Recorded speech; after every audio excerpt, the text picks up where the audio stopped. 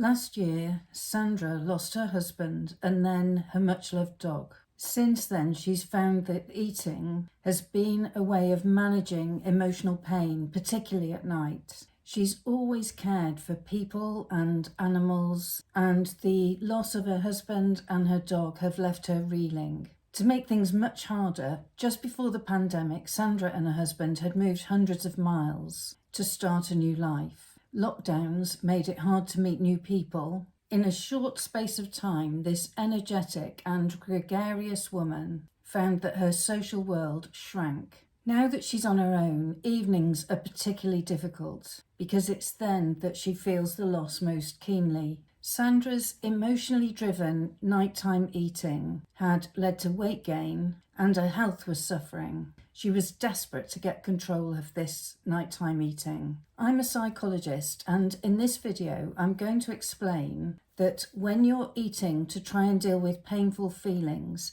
it's a psychological solution you need, not a diet. You'll see that learning to respond to difficult emotions in a different way will not only help you to reduce your emotional eating, but will also benefit you in other areas of your life.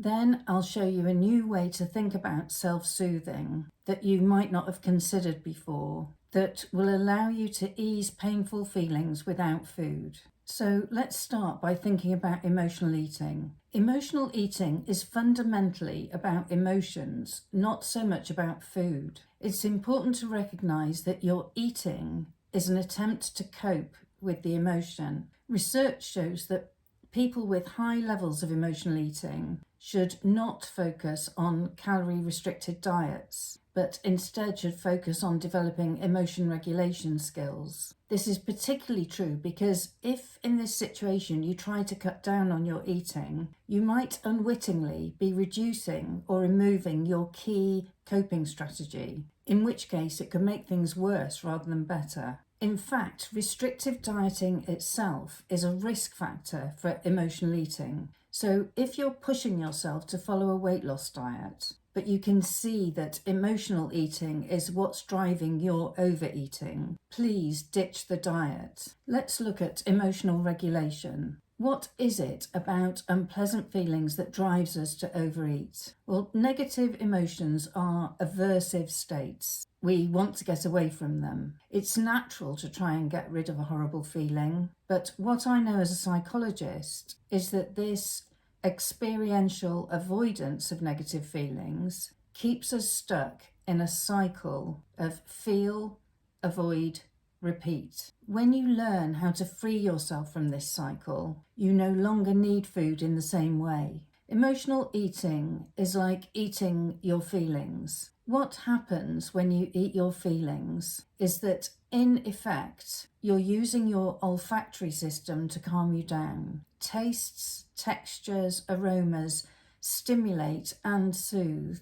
added to which it may feel like you're rewarding yourself and caring for yourself too. Reward and self-care are great, but if they're immediately followed by self-loathing and feeling uncomfortably stuffed, then there's a problem. One thing that can really help is to think about what other types of sensory stimulation and soothing might help. Sounds, maybe, like music or audio tracks of particular types of noises from the internet. Visual stimulation, like watching a movie or a wildlife film. Or you might find that watching reels on your phone has this calming effect. Our sense of smell can offer stimulation and soothing, whether that's through, say, scented candles or essential oils. And finally, touch. This is perhaps the big one. Touch can be really soothing, whether that's being surrounded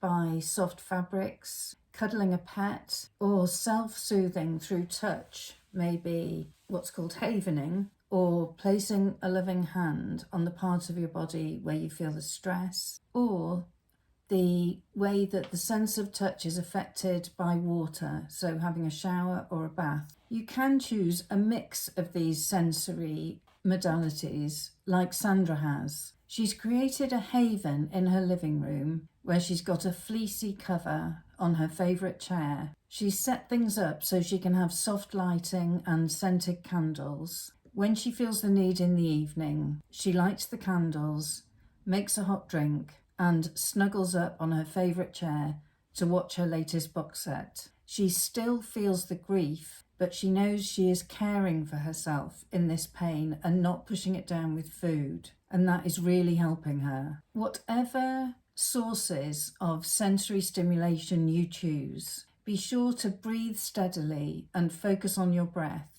whilst you're focusing on what you're hearing, seeing, smelling, or touching, because the steady breathing itself will also help you to calm down. People are often amazed to realise that in eating their feelings, they haven't stopped to consider how other senses might help.